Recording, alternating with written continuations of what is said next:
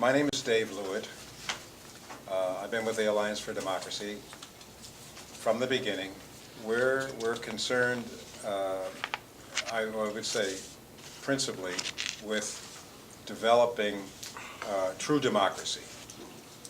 And so this particular conference is focused on participatory budgeting because that is an innovation in democracy starting about 15 years ago in Brazil, which is similar, perhaps, to the budgeting process in cities in many places on Earth, but represents a kind of a peak. The Brazilian model is one of, if you will, four models that we're going to consider today. The first model is Burlington itself and how the people are involved in the process of spending the city's money, setting the priorities for the city and spending their money. The Brazilian model will come next. Then the city of Boston. Chuck will fill us in on that, we hope. And then Ned has a great deal of experience with New England town meetings. So we'll have these four models that we can deal with. So what we're dealing with, we're not dealing only with participatory budgeting. We're dealing with the larger question of participatory governance.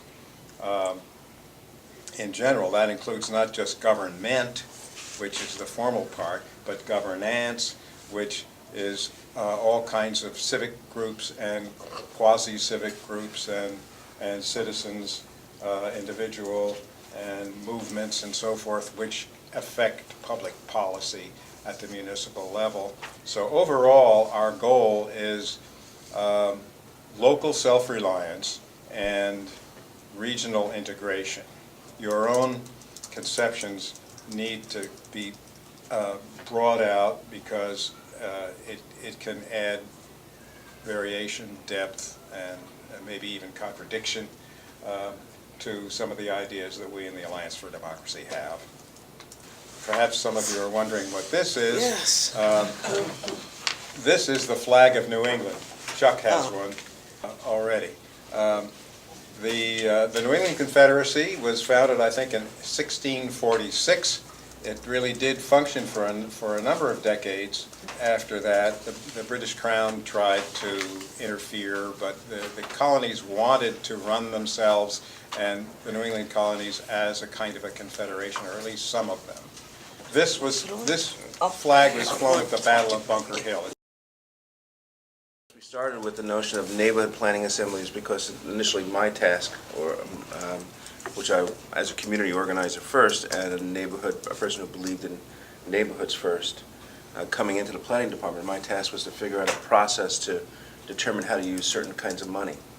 And it was targeted neighborhoods at those times. There were four that the planning department had. They were reasonable targets. There were lower income neighborhoods in the city, and so the notion was that we have these neighborhood planning assemblies in these neighborhoods that would have discussions about how to use the resources in their community. And so that's where the planning part comes in, but that's where the neighborhood comes in as well. They are now really no longer planning and no longer neighborhoods. They are ward assemblies in terms of how they really represent themselves. But I think Terry's initial notion that these things should be town meetings that create and control everything was in the language of the resolution in terms of what they were allowed to do. I mean, the list of things that say what will the neighborhood planning assemblies do goes on for a long time. And Peter Clavell also, who was now the mayor, thought that at some point the structures of government will fall to the wayside. A little anarcho-syndicalist in me. The structures of government will fall to the wayside because the popular assemblies will now control the system of resources within the city. I mean, frankly, that's how I thought about it, and a little bit of how Peter thought about it too. It never came to fruition, and we could talk about class and race and a whole range of issues and reasons why people don't come to meetings like that. But they still exist and still are strong institutions. In any given month, 100 plus people will come to different meetings, and this is on a sleepy month. 100+ people will come to meetings throughout the city talking about their city in different ways and governance in the city in different ways. In terms of the budgeting process, it's one that's very top-down, very controlled. Public discussion, but the public discussion really can't significantly impact priorities, switch monies from one sector to another. An area where there's more participation is around the whole question of use of land in the communities. In that there are now body called public participation groups in almost every neighborhood, and those public participation groups have dialogues with the city about open land in their community. And so there now is a process where where public land is being distributed, there's a dialogue with the community in terms of what should go on the land, in terms of what kind of development would go there, how large it is. There is a public participation in development, the request for proposals that go out. There is a public participation in the review of those proposals, and then it goes to the city to make the final decisions. Say that in general, where communities are active around land, there's a much better participatory process around the discussion of public land than there is, than there is in the financial aspects. However, one of the hooks is what you call community benefits, and particularly in communities that are closer to downtown Boston, to the center, to the business community.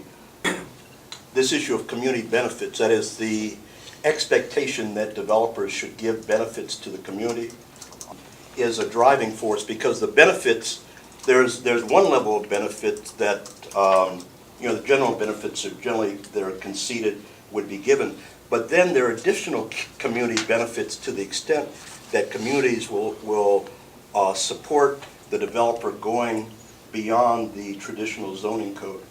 So in terms of height, in terms of density, so that it's really it really works out sometimes as a payoff system to the community, to those who are participating, to ignore the zoning the zoning elements that have been put in over the years, and it's justified as a way of getting community benefits that begin to be used in the community. I think if we had a more appropriate financing system, then we wouldn't be getting into this kind a situation that really is a trap. I mean, it's it's similar to a lot of other things that go on in Boston, but as you can see, it really is a very shoddy way of or puts the community in a no-win position, because if you want more things, then you have to give the developers more in order to get those resources. I just conclude by saying that a group of us are working to impact this situation. About 15 years ago, when Porto Alegre, the city, a city of 1.3 million people, elected a PT mayor, that is a Workers' Party mayor, and this was after the dictatorship. The participatory budgeting process was started, and a large number of people turned out. The participatory budgeting process was part of the Workers' Party program, and so wherever the Workers' Party had municipal officers supporting this, this process was to be supported, and indeed it was. So that in Porto Alegre, a large number of people turned out at first, and that kept growing year by year to the point where 50,000 people actually participated through district assemblies. I think there are about 15 or so districts in the city in actually shaping the budget, making the rules, or in later years adapting those rules or changing those rules to improve the process. The the local assemblies often drew 1,000 people, and the city officers would come down and instruct people in accounting processes, in the past history of budget making and engineering, all the technical stuff that they needed to make intelligent decisions. And then these local, or I should say district assemblies would discuss and name priorities. The process has been successful not only in providing a redistribution and a rejuvenation or a development of the city, but in the reduction of corruption, which was rampant in Brazil. I wanted to say a couple of things in relation to what we heard about Burlington. There, from the beginning, a kind of, in Porto Alegre, a kind of algorithm was developed to take the priorities of these different districts and put them together in a fair way, so that the city resources could be distributed and investments made in different districts, some of which were multi-year investments. Chuck? You know, when you mention the formula, in the algorithm, you're talking about a formula that determines what percentage of the overall budget goes into each district. That is confused in terms of whether the allocation of the budget is uniform across all the districts regardless of difference in demographics, or there's a formula that takes differences into account. Oh, absolutely. In determining yeah. how much goes into one district. My understanding is that it is complex. That is, it takes into account the needs, the differential needs of the different districts, and also the progress that they've experienced, and maybe the success of similar programs. And it's a complex formula which I have not seen all spelled out, but it's much more. It is sensitive in the way that you're suggesting. And implementation is done then by the government. Yeah, by the city. And The city has its own typical forces to do the work. and there are reports, frequent reports on that on the internet. And the people can use this for evaluating how the government is using their budgetary mandates. Now, do you understand that it's for the entire budget? I've read some reports that it's a relatively small slice of the budget, rather than all programs and... Well, there are fixed expenses and whatnot which are not included in this. Yes, there are long-term obligations that have been set. The amount that they could actually work with was something like $250 million in a year. That's real money. Yeah. By Burlington standards. The best town meeting that I moderated had to do with buying open space for water rights, going back to the water right issue. And that we were buying a farm that had only been in 2 families since the king. Wow. And one of the owners, the most recent owner had left and gone to Maine, but he came back for this town meeting. And I saw him coming up to a microphone. He was a maniac by this time, by his dress and demeanor. And he identified himself and he said, "May I speak?" And you could have heard a pin drop in that town meeting for the next 20 minutes as he talked about the love of the land and what his family had done to farm it and how pleased he was that the town was buying it for open space for the wells. And that is the quintessential town meeting as far as I'm concerned. Being able to communicate like that, one-on-one, 1 to 1,000 people, and have everybody wrapped attention to that speaker. And if I could do that on all the articles, I would feel that I was a particularly successful moderator. And I try and listen, and I think a moderator needs to listen more than speak. So I will sit down and listen. Can we hear from the folks who are out in the lobby, and then vice versa? We made a few notes here that can guide us, but we don't have anything for you guys. We talked about several areas where we were hoping to democratize revenues for communities. Chuck started talking about that when he was talking about Boston in here. And then we started trying to expand it to our various communities.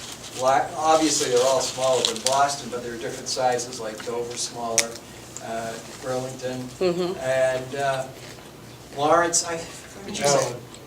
Lawrence, Massachusetts. Right, yeah, I'm trying to remember this community size, about 60,000 60,000, 65,000 people. and 12 square miles. Yeah, poor city in New England. And you can see the diversity of the group, and yet the issue of trying to come together and having a process where decisions are made locally that helps the communities come up with additional funding. And I think one of the frustrations we all expressed was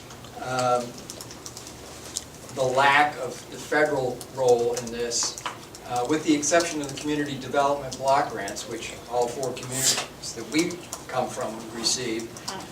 Most block grant money goes to states. So your communities don't have much say in what happens with that money. And depending on the community you're in, what local organizations have become involved with the community development block grant. I mean, what's happened here in Burlington, I think it's fair to say, is probably one of the better case studies that we've seen where you have as much democracy in the process of bringing the money in and then making the decisions, what is it going to be spent on, in different manners. But I think the fair way to say, we discussed the role of the local resources, whether it be through our local nonprofits or our local co-ops, or trying to get resources available that aren't dependent necessarily on the corporations that are coming into the communities. But of course, the pitfall of that is if we put these organizations into a role where they are perceived to be competing with the corporate world, what will happen to the nonprofit? So we have to, in bringing new sources of revenue to a local community, development on the one hand gives you, like in Boston, the development tax that can go into housing resources and things like that. Or in New Hampshire, we have a way of assessing impact fees so that the development tries to at least contribute the cost of infrastructure upgradings that need to be done. Once you get outside of those 2 rather structured governmental things that are available right now, what can a community do other than to get into what we talked about a little earlier, the horse trading that goes on, where concessions are made to Corporation A so they come to your community instead of going to the community down the road. And those processes are very hard to democratize. Quite frankly, they happen probably 90% of the time behind closed doors, and we as the people don't know about it until the decision's made. They're our version of Brazilian corruption. Yeah. Or as somebody said this morning, where there was the corrupt community, but it really wasn't crooked, it was just that all the decisions were made by the good old boy network. Oh, yeah. That's part of they may be well-intentioned and there may not be any actual exchange of dollars going on, but decisions are made that we aren't aware of as part of the community. But I think what we need to do is in each of our local communities have this discussion and talk with our local people to try to get them excited about, let's try to get the money out of the state capital into our community. And it would be nice if 1 or 2 of us are successful that we can come back and compare notes and see what the others have done. And I think that's where local groups have to come together and do what's been done, I think, as an outsider, what's been done in Burlington very well. I'd like to see that done in other communities around New England. And the last thing I think if we went back to this, and maybe as we came together as a regional group, and not 6 independent states, we might have a better chance of having an impact, especially when trying to work with the federal government. I think that pretty much covers. Actually, you converged on what we were talking about last, which was regional integration. Yep. And so we were trying to figure out ways in which we could, the 6 states, or better yet, the probably 1,000 municipalities in New England can integrate better, or at least, of course, on a basis of voluntary and negotiated relations. Well, then we can point out a few of these things that we mentioned here. Since you guys left the room, I guess for the second half here, one idea to bring more people out. This is really, okay, ways to increase participation by having something like the neighborhood assemblies, but in having them in elementary schools with good dinners served, and having this done. Maybe the food could be contributed, local food, that would help the local agriculture situation. But most of the incidental expense is taken care of by the municipality, by the town or city. So that's one thing. Binding decisions by assemblies. How can we give teeth to any of these local assemblies or these district assemblies? Region-wide policies, and that's what you guys were just talking about. And we mentioned air traffic control, or more than control, maybe policy, air traffic policy, power grid, fishing things, interstate arrangements, and so they could be interstate. We were asking the question, what kinds of organizations presently exist in the 6-state New England area between cities or between states or region-wide arrangements?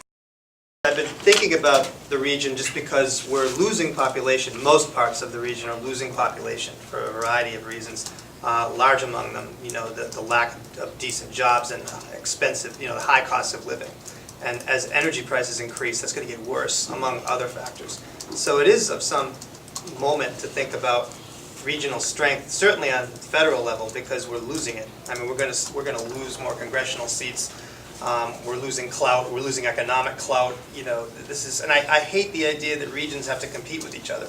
But I think that it's important to think about how one might construct a progressive, regional presence, if you will. Well, and there are different ways to slice that. One sort of radical suggestion is that instead of, if you let me finish, instead of trying to compete harder with other regions, that we can put our resources into developing our own strengths, one of the non-monetary benefits of living in New England. In the parlance of economic development, which I dwell in quite a bit, this is called quality of life stuff. Yeah. And the decision-making of where people choose to live or grow their business is based upon the quality of life, which is tied to a great environment, a protection of natural resources, safety in the streets and safety in the neighborhoods. It's just not about what tax write-off will give the businesses, because we're not going to do that. It's just not going to happen. It's about what do people want in terms of their lives. John, what were you going to say? Well, it's that the one aspect that I haven't heard in this discussion of regionalism is the whole concept of import substitution. When I was in the 4th grade, I was struck by the concept of the hinterland, and that is that those of us I grew up in Cincinnati, those of us in Cincinnati were manufacturing products that would be sent out to the people in the countryside around Cincinnati, and they would send us their products that they were growing and livestock, and that there was a whole just a concept that this is the way life is. People are developing products in this area, and and then raising foodstuffs and then exchanging them. Our economic system is unnatural. The amount of money that the corporations have had on a global basis have enabled them to outcompete the local piece. But now with the energy costs going up, the question we need to look at, not in this region, in every region in the country, is whether there now are an opportunity to restore natural order to our economic relationships, plus be competitive with global corporations, whether it's agribusinesses or international corporations, around products that we assume we have to buy from them because they have controlled it. But the question is, are we in a different phase of economic competitiveness where if government and progressive sources began to help workers set up businesses in import substitution niches, we could begin to be responsible for job growth and job development and job creation that isn't dependent directly on government programs or corporations, but our own network of resources coming together. And when you think about it, I know I worked at ICA, and so we used to talk about the dilemma of worker cooperatives setting up basically bad jobs.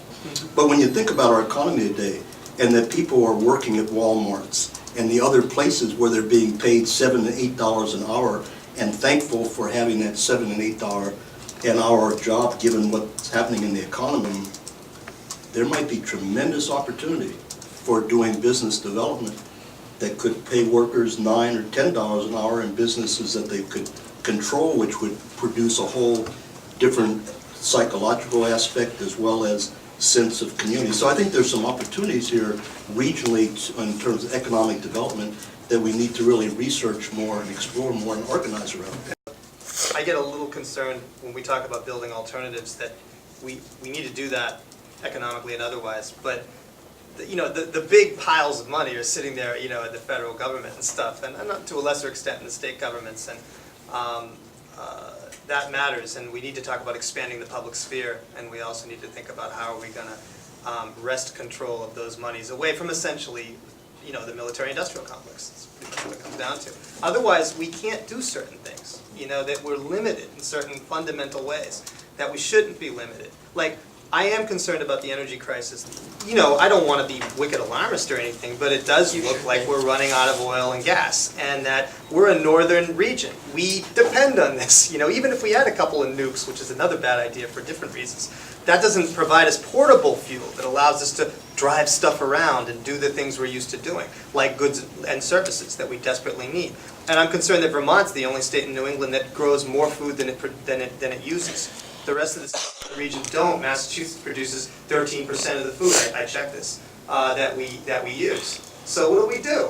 If we start having problems with interregional transportation and whatnot, the actual delivery of foodstuffs, and so I worry that if we don't seriously reorder our society the way some initiatives, union-backed in some cases like the Apollo Alliance, is talking about energy issues, although it's not exactly the way I would like them to. If we don't think big like this, we're going to be really caught behind the 8 ball and unable to respond, regionally or otherwise, to these crises as they emerge. That's all.